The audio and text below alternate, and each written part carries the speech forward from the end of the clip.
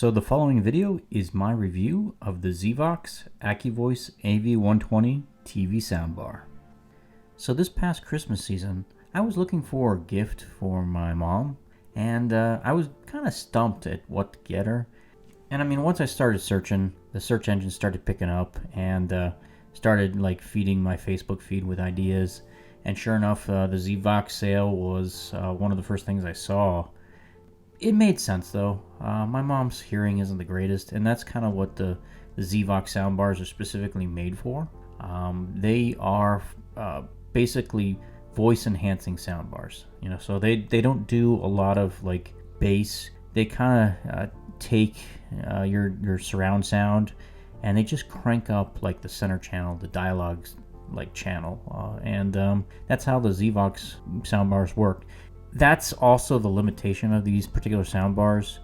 If you try to listen to old TV shows that were only recorded in stereo, these soundbars are not very effective at all, because I tried to watch some old like 80s TV shows that were only recorded in stereo and it doesn't work very well at all.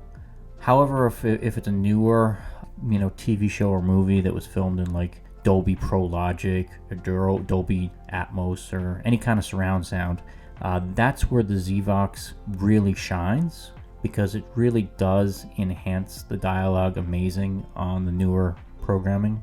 So is the ZVOX a good soundbar if you have normal hearing? Not really, because I like my bass, and obviously the ZVOX pretty much eliminates bass for the most part.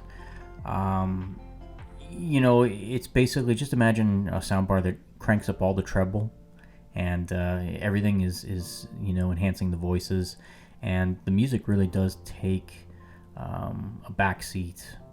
It's just really they do scale back the music and soundtrack to all the movies you're watching. So it's an acquired taste. It's made for a specific purpose.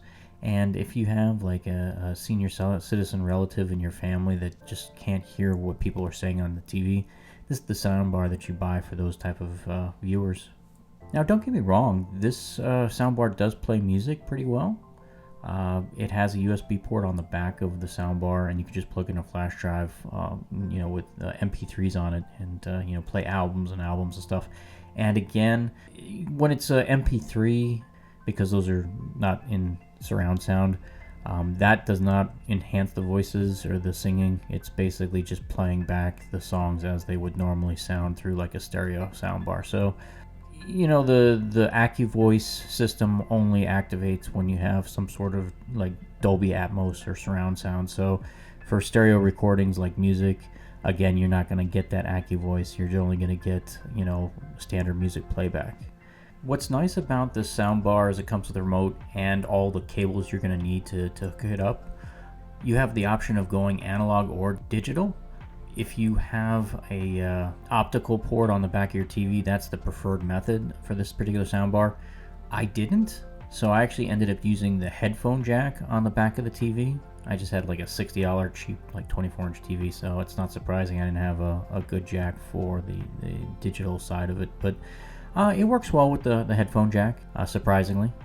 And I'm really happy with the results. The sound quality is good, and the AccuVoice helps immensely. My mom can now hear all the TV programs she used to have to blast, and she already damaged the speakers in the TV listening to the sound too turned up too high. So I was able to disable the speakers that are damaged in her TV and just use the soundbar instead. So this is a great device. It works well. I'd highly recommend the ZVOX for people in this specific use case. Senior citizens that have trouble hearing the TV. For people with younger ears that work better, you're probably going to prefer a soundbar that has a dedicated subwoofer, and so you can get the full bass and soundtracks for your films. But for older people who just want to hear the voices clear, the ZVOX is an amazing thing, and I highly recommend this particular soundbar for anyone who's interested.